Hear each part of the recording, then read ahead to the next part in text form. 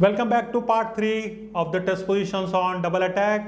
We start this section with Geller versus Tescovici. It's black to play and win. So black here starts with a pawn sacrifice d4. Well, what is the purpose? The bishop on c3 is guarding the key square, the even square, which is like attacked twice by black. He has his rook and queen attacking this. So here white is not in a position to capture the pawn on d4. For example, if it tries here bishop into d4, there follows rook e1 and white will lose material to avoid mate. So for this thrust d4, white has one move. He moves his bishop to a5, and now here in this position black improves it further, goes on putting further pressure by playing rook e5, and now threatens to win the rook on f5 as well the bishop on a5. So here now white has no option. If he moves away his rook, then bishop on a5 is lost, and there is no way for white to protect both simultaneously.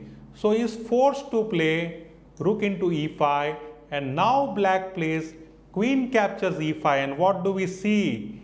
Like queen is now threatening checkmate on h2.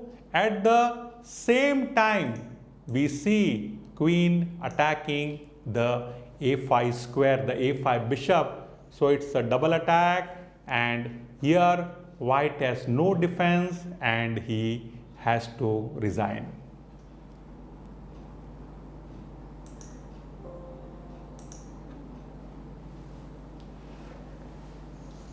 The next position is from the game. Spassky Aronson shows a nice way, a simple way to bring about a double attack. In this position, taking advantage of his knight on g4, white starts the combination with queen h6 check.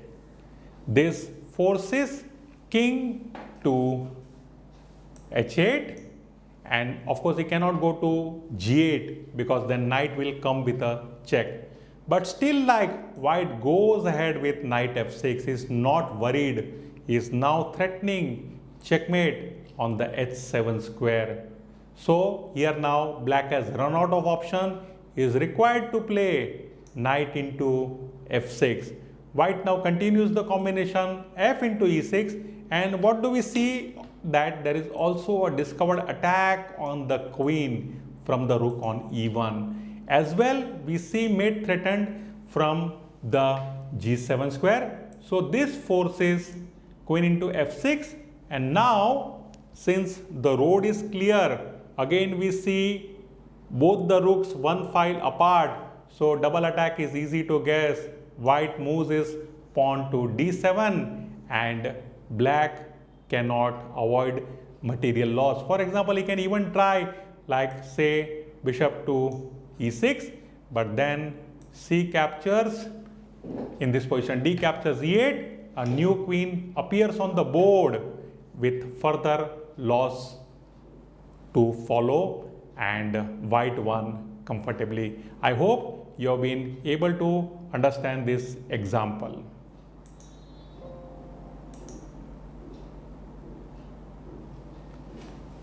This position is from the game between Palaszczuk and Bronstein with white to play. So white started this with a simple exchanges. He played rook into c8, and after these exchanges we find that this rook on c8 has no protection. White now goes in for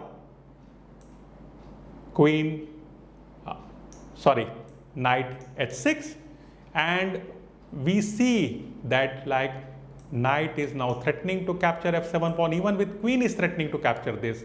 So here black is required to accept the knight. For example, if he moves his king to h8, there follows queen into f7, threatening in this position queen g8 check and mate. So here, like for example, even mate is threatened with capture of the bishop on f8. So black can try here knight f6, guarding the g8 square, as well also supporting his bishop on f8 by the rook on c8. But then it's an easy win here in this position.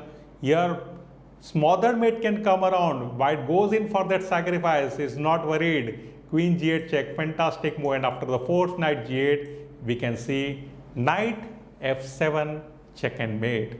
So after knight h6, black is, because of this threat of queen into h7, black is required to accept this sacrifice. G captures h6 and this exposes the king. So now the double attack move is easy to guess. I am confident that you must have found the winning move. It is queen to g4 check, and after king gets out of check, the unprotected rook on c8 is captured.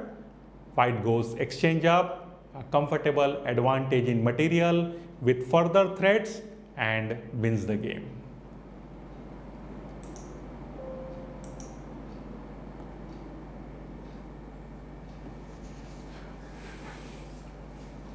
This position is black to play and win. It's from a game between Stolz and Alekin played at Munich. So here now black started with queen to h4 check. This forces king to g2, and now we find queen coming to h3 and giving check. So this again forces king to f2. Now comes g3 check, and now here we see that white has run out of option. Of course, it cannot go to the e file. Let us for this go back to the first move once again, say queen h4 check. Why is king not in a position to go anywhere on the e file to e2 or e3? Because in that case there follows rook e5 check in support of pawn on d6, and white will lose his queen. That is why white is required to move his king to g2. And now black continues with this idea. He plays queen to h3 check. After king to f2, there comes g3 check. And now we see that again white does not want to go to e file because he will lose his queen. So he is forced to accept the knight sacrifice. And now there comes rook f5 check. King has now to go to e2, and there comes double attack with rook c5 with a loss of queen. So here white resigned in this position.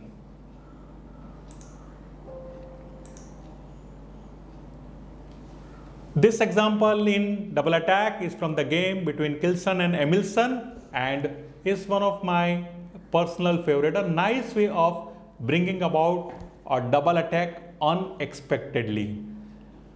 The strength of white is of course the pawn on b7. Black as of now has his knight on a good square on e4, defended by pawn on e5, so it's like has nullified the power of bishop. But like we see this bishop getting activated, all of a sudden white plays b7 first. Simple threat, wants to move his rook to h8 with a check, sacrifice it with a check, and once king accepts the sacrifice or moves away, a new queen will appear on the board. So here now black has few alternatives. He can avoid this check by moving his king to g6. Now how to proceed further? What can be done? Normally now it appears that rook on b8 will be required to protect his pawn, otherwise the rook on d7 will capture it. But white continues with the sacrifice of a pawn, plays rook to e8, beautiful move.